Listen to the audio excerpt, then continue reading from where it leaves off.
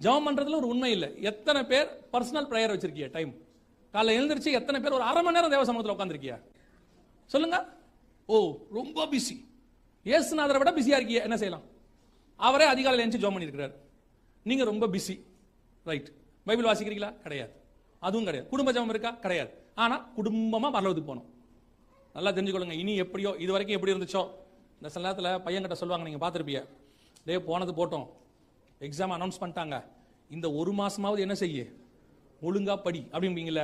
அதைத்தான் உங்களுக்கும் திருப்பி சொல்றேன். போனது போட்டோம், இன்னும் எவ்வளவு நாள் இருக்குன்னு தெரியாது. ஏன்னா அவர் வாசப்படியில் தான் நின்றுட்டு இருக்காரு. எப்போ உள்ள வருவார்னு தெரியாது. இந்த இருக்கிற கொஞ்ச காலமாவது தேவனுக்கு உண்மையாக இருக்கு. இன்னைக்கு போய் குடும்ப ஜெபத்தை ஆரம்பிங்க. ஒரு அரை மணி நேரம் ஒரே ஒரு அதிகாரம் வாசிங்க, ஒரு பாட்டு பாடுங்க, ஒரு ஜெபம் பண்ணுங்க, பிள்ளைகளோட உட்காந்து